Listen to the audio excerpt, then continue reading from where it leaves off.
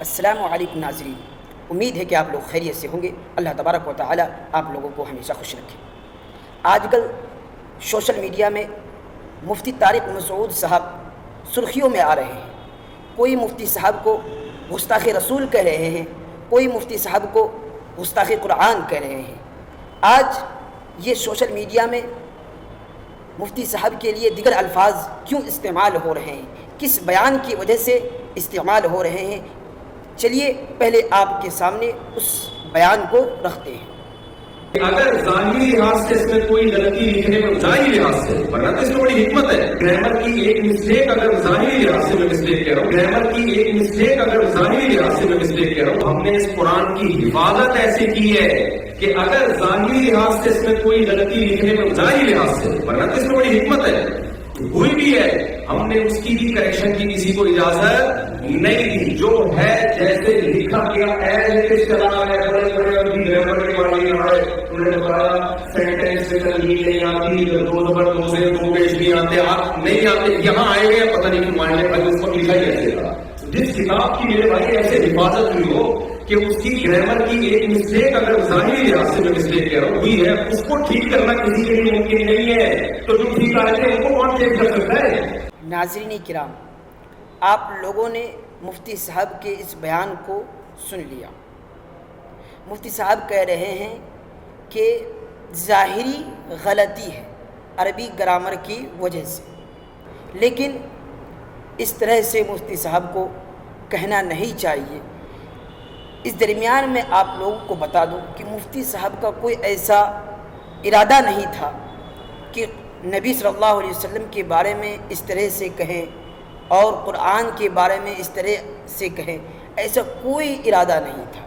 خود مفتی صاحب اپنی وضاحتی بیان میں، جس کو میں آپ لوگوں کو سناؤں گا، فرما رہے ہیں کہ ناموس رسالت پر اگر میری موت آ جائے تو میں اپنے لیے سعادت سمجھوں گا۔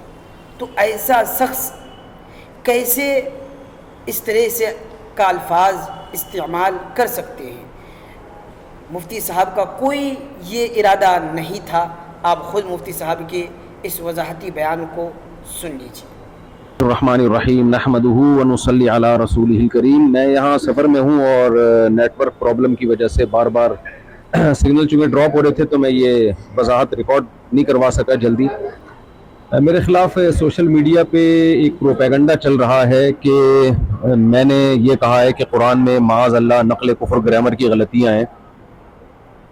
جو میری بات ہے وہ یہ تھی، قرآن مجید میں لنسفام بالناصیہ یہ لفظ عام قاعدوں سے ہٹ کر ہے۔ عام قاعدوں میں یہ ہوتا ہے کہ جب آپ فعل کو لکھتے ہیں تو عین نون زبر عن کے ساتھ لکھتے ہیں، الف نہیں لکھتے، عام قاعدہ۔ تو صحابی رسول نے اس کو عام قاعدے کے خلاف لکھا ہے۔ تو اس عام قاعدے کے خلاف کو میں نے یوں کہا ہے ظاہری لحاظ سے گرامر کی غلطی ہے۔ ظاہری لحاظ سے، ظاہر کا لفظ بتا رہا ہے کہ حقیقت میں نہیں ہے، تو ظاہری لحاظ سے یہ عام قاعدے سے بالکل ہٹا ہوا ہے، 100% ہٹا ہوا ہے، یوں کہا ہے۔ تو اس میں ہو سکتا ہے مجھ سے تعبیر میں غلطی ہوئی ہو، اگر کوئی یہ سمجھتا ہے کہ میری تعبیر ٹھیک نہیں تھی یا یہ بات عوام کے سامنے کرنے کی نہیں ہے، ان کا مینٹل لیول اتنا اونچا نہیں ہے، وہ یہ سمجھیں گے گویا کہ قرآن میں غلطیاں، تو میں اپنے الفاظ پہ معذرت کرتا ہوں اور میں اپنے ان الفاظ سے رجوع کرتا ہوں۔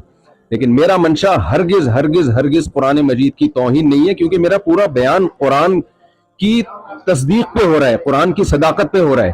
اس کا ایک ایک لفظ جو ہے وہ لوح محفوظ میں محفوظ ہے اور اسی کے مطابق لکھا گیا، اسی کے مطابق پڑھا گیا اور اللہ کی ذات سے نکلا ہوا کلام ہے۔ تو سوچئے کہ جو شخص قرآن کی صداقت کو بیان کرنے کے لیے آیا ہو، وہ کیسے قرآن کو کہہ سکتا ہے کہ معاذ اللہ یہ غلطیوں کی کتاب ہے؟ معاذ اللہ۔ میرا کلپ آپ سن سکتے ہیں۔ دوسری بات، نبی صلی اللہ علیہ وسلم کی شان کے لحاظ سے جو میں نے یہ بات کہی کہ آپ صلی اللہ علیہ وسلم لکھنا پڑھنا نہیں جانتے، ہمارے نبی کے بارے میں کوئی حکمت کا اجماع بھائی نہ لکھنا جانتے تھے اور نہ پڑھنا جانتے۔ میں نے ہرگز ہرگز آپ کو ان پڑھ کا لفظ آپ کے لیے استعمال نہیں کیا، یہ توہین کا لفظ سمجھتا ہوں میں۔ میری طرف کسی نے منسوب کیا کہ میں نے یہ کہا ہے کہ میں نے نبی کو معاذ اللہ ان پڑھ کہا ہے، ہرگز نہیں۔ میں نے کہا آپ صلی اللہ علیہ وسلم لکھنا پڑھنا نہیں جانتے، یہ لفظ امی کا ترجمہ ہے، اور یہ بھی نبی صلی اللہ علیہ وسلم کی شان میں بیان کیا ہے۔ مقصد یہ ہے کہ آپ صلی اللہ علیہ وسلم جو لکھنا پڑھنا نہیں جانتے پھر بھی تمام علوم کے حامل ہیں، کیونکہ آپ نے براہ راست اللہ سے علم لیا ہے، اور اللہ کے بعد میرا عقیدہ ہے کہ آپ صلی اللہ علیہ وسلم سے بڑا علم والا اس کائنات میں اللہ نے پیدا نہیں کیا۔ تو آپ لکھنا پڑھنا نہ جاننے کے باوجود ساری دنیا کو آپ نے پڑھایا ہے، ساری دنیا آپ سے سیکھنے کی محتاج ہے، تو یہ نبی صلی اللہ علیہ وسلم کا معجزہ ہے، اور جب کسی کا معجزہ بیان کیا جاتا ہے تو معجزہ اس کی تعریف میں ہوتا ہے۔ پھر بھی میں سمجھتا ہوں کہ اگر کسی کو یہ میرے لفظ سے یہ لگا ہے کہ میں نے سید الانبیاء صلی اللہ علیہ وسلم کی توہین کی ہے تو میں اس سے بھی معذرت چاہتا ہوں، اور میرا عقیدہ یہ ہے کہ میں یہ سعادت سمجھتا ہوں کہ ناموس رسالت پر اگر میری موت واقع ہو جائے تو میں سمجھتا ہوں اس سے بڑی کوئی دنیا میں کامیابی نہیں ہے۔ تو سید الانبیاء صلی اللہ علیہ وسلم کا پیغام ہی ہے اور آپ کی سیرت ہی ہے اور آپ کی تعظیم ہی ہے جس کو لے کر ہم دنیا میں گھوم رہے ہیں۔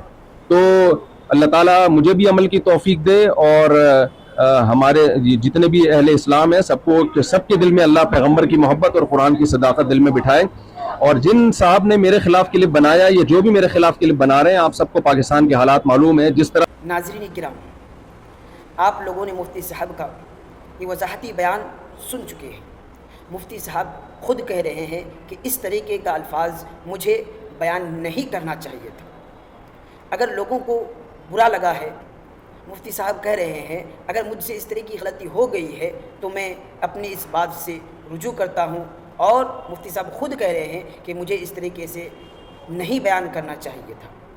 آپ لوگ سوچئے کہ اگر مفتی صاحب سے یہ غلطی ہو گئی ہے تو ہم عوام الناس سے مفتی صاحب رجوع کر رہے ہیں، معافی طلب کر رہے ہیں، تو کیا وہ اپنے خدا سے معافی طلب نہیں کر سکتا ہے؟ ضرور اپنے خدا سے معافی طلب کرے گا۔